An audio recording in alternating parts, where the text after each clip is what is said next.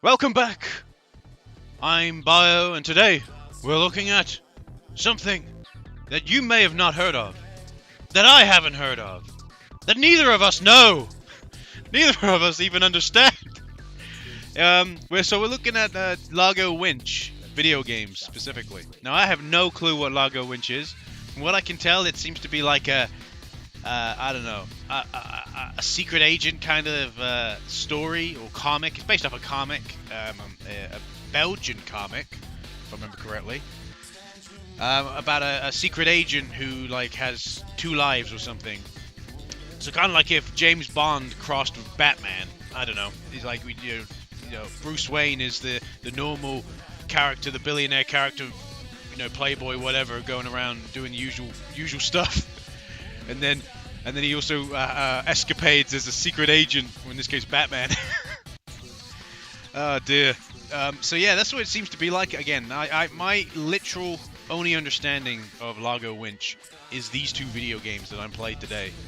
So you have to excuse me if I don't know anything about him. You have to excuse me if I'm not brushed up. I don't have the knowledge.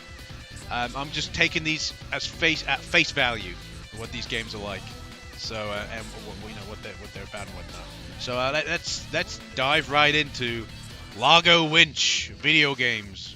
Don't get me wrong, there's only two.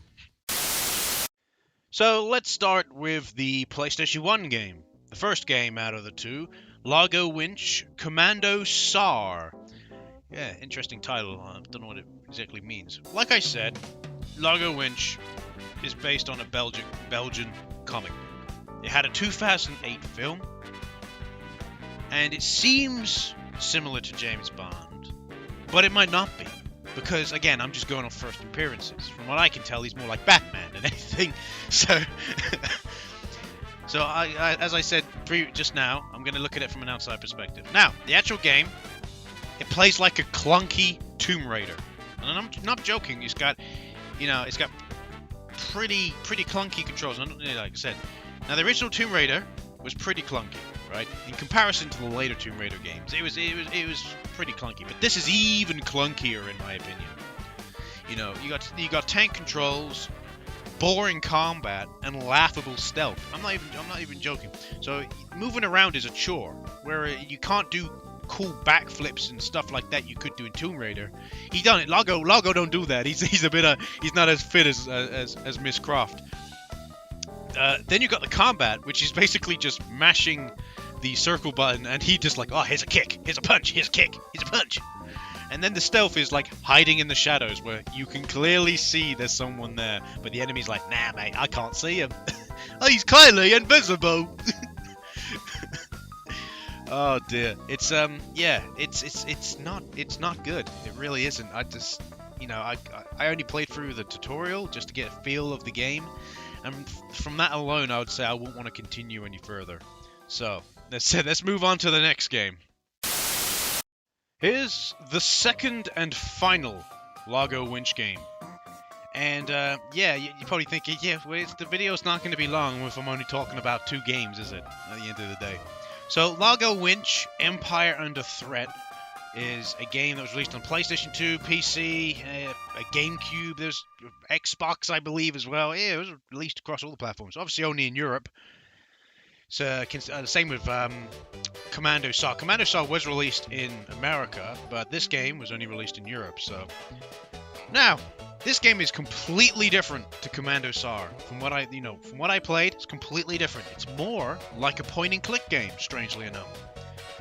Yeah, you go around, you click on things, you talk to people, you click and talk to people, you click on an object, pick up the object, use the object at a later time. The typical point-and-click tropes, really. It has voice acting, which is always nice, I guess. And it was this game that kind of made me think like that Wambo, that Largo Winch, Largo Wambo was more like Bruce Wayne. Just because of like this intro where he's at this like billionaire's gala, he's hyped up to be a billionaire. He seems to have all these connections. He seems to have the like blasé kind of character to him, like Bruce Wayne has. But then obviously he's a secret agent as well. So it was this game that made me think he's more like Bruce Wayne than he is James Bond. So I think it's fine for a point-and-click game, I guess. I don't know. I only played a little bit of it, but maybe it's a really bad point-and-click game. Who knows? But point-and-click games anyway aren't my type of games. So yeah, and that's really all I have to say about Empire Under Threat. Well, that was all the Largo Winch games. I hope you got something out of this. I always find it interesting to look into these types of games, and that's just me. Either way, you know, I hope you enjoyed. You know, please like, subscribe, and comment and all that jazz. Let me know if you ever played these games, and let me know if you've ever watched the film. Is it good? Is it bad? I ain't gonna watch it, but I'm interested. Anyway, I've been Bio, and thanks for watching.